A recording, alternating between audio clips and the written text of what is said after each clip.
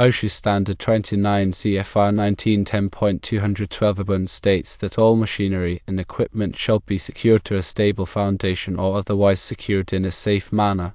NFPA 79, the electrical standard for industrial machinery, states that milling machines over 1,000 pounds should be securely anchored, and milling machines operating at voltages above 480 volts should be grounded and connected to ground fault circuit interrupter, often abbreviated as GFCI. ANSI 11.19 Safety Requirements for Milling Machines recommends that milling machines should be bolted down on a stable and rigid foundation. If rubber pads are used for vibration isolation, they should be sufficiently thick and resistant to deformation to prevent the machine from rocking or sliding. Here are some recommendations for securing a milling machine on rubber pads. Firstly, choose the right pads. Use pads that are thick enough and have sufficient hardness to support the weight of the machine and absorb vibrations without deforming. Secondly, install properly.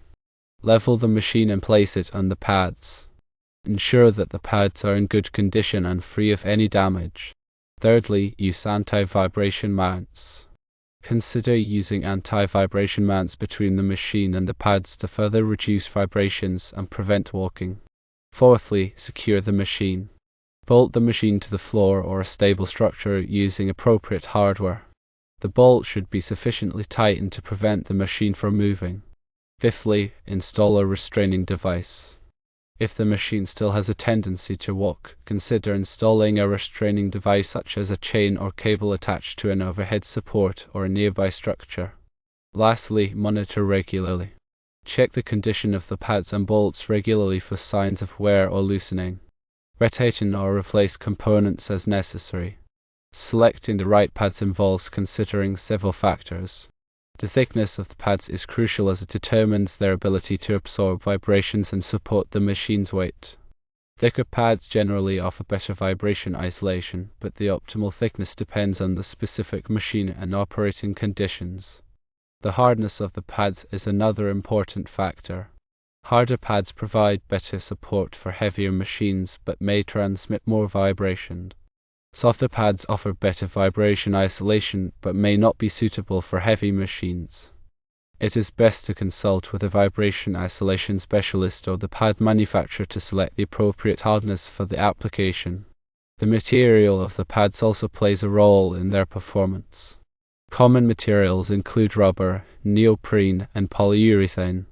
Rubber pads are generally suitable for light to medium-duty applications, while neoprene and polyurethane pads offer better resistance to chemicals and oils and are suitable for more demanding environments. Ensure that the pads are in good condition and free of any damage before installation.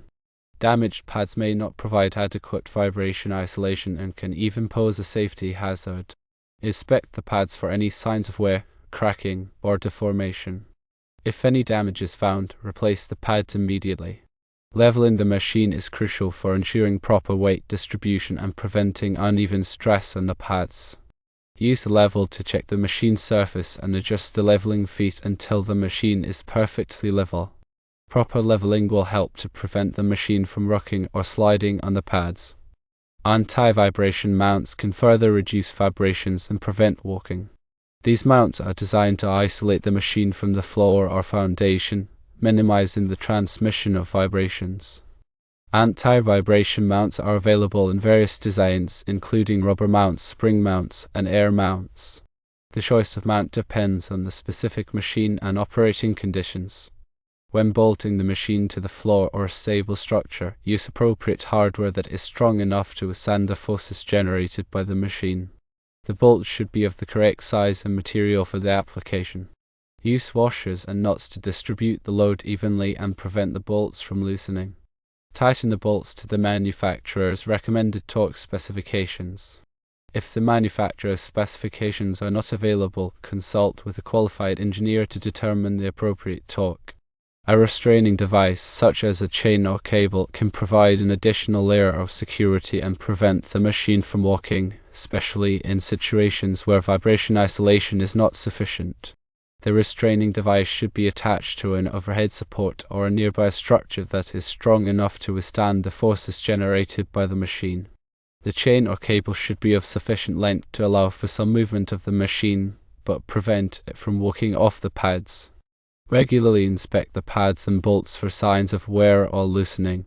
Check the pads for any signs of cracking, deformation, or oil contamination. Check the bolts for any signs of corrosion or loosening. Rotate and or replace components as necessary to ensure the machine remains securely mounted. Grounding is another very important safety measure, as NFPA 79 states. Grounding provides a path for fault current to flow back to the source, tripping the circuit breaker and preventing electrical shock hazards.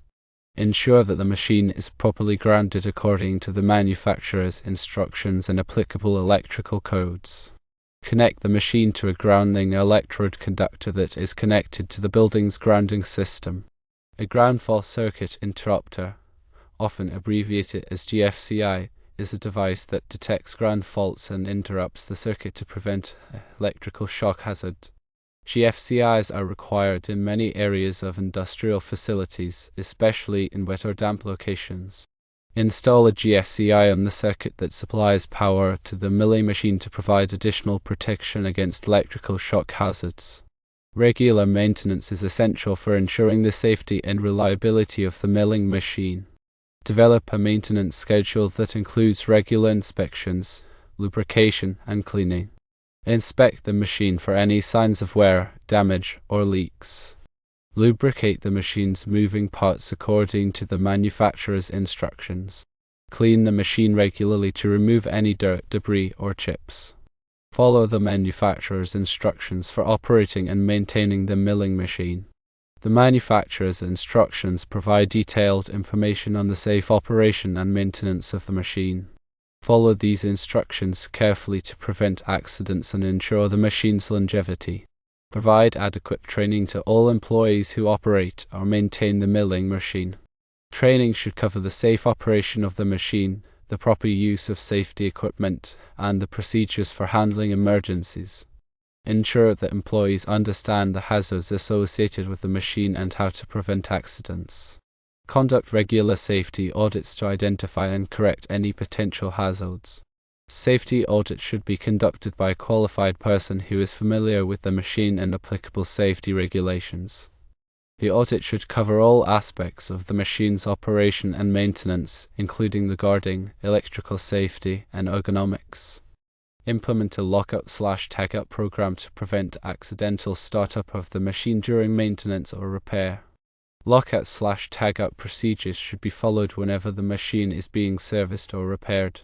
The procedures should include isolating the machine from all energy sources and placing locks and tags on the energy isolating devices to prevent accidental startup. Provide adequate lighting around the milling machine. Adequate lighting is essential for safe operation of the machine. Ensure that the lighting is sufficient to illuminate the work area and prevent shadows. Keep the area around the milling machine clean and free of obstructions. A clean and organized work area is essential for safe operation of the machine. Remove any trip hazards, such as cords or hoses, from the area around the machine. Store tools and materials in designated areas to prevent them from becoming obstructions. Use appropriate personal protective equipment, often abbreviated as PPE, when operating or maintaining the milling machine.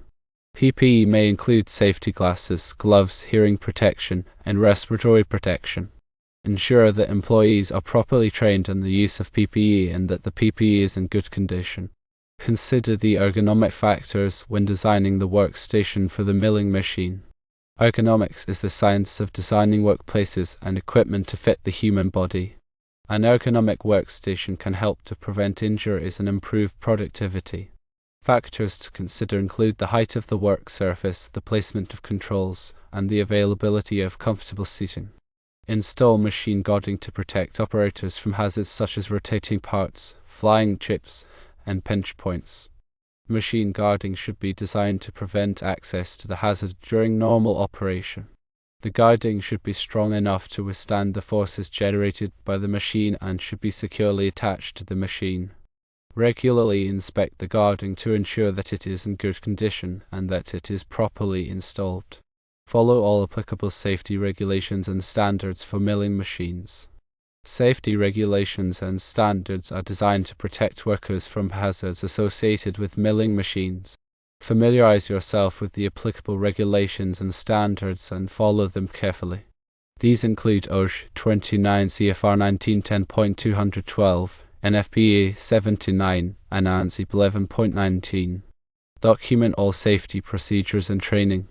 Maintaining records of safety procedures and training is essential for demonstrating compliance with safety regulations and for tracking the effectiveness of safety programs. Keep records of all safety procedures, training sessions, inspections, and maintenance activities. Review safety procedures and training regularly and update them as necessary. Safety procedures and training should be reviewed regularly to ensure that they are up to date and effective. Update the procedures and training as necessary to reflect changes in the machine, the work environment, or applicable safety regulations. These measures combined create a safer working environment for the use of the milling machine.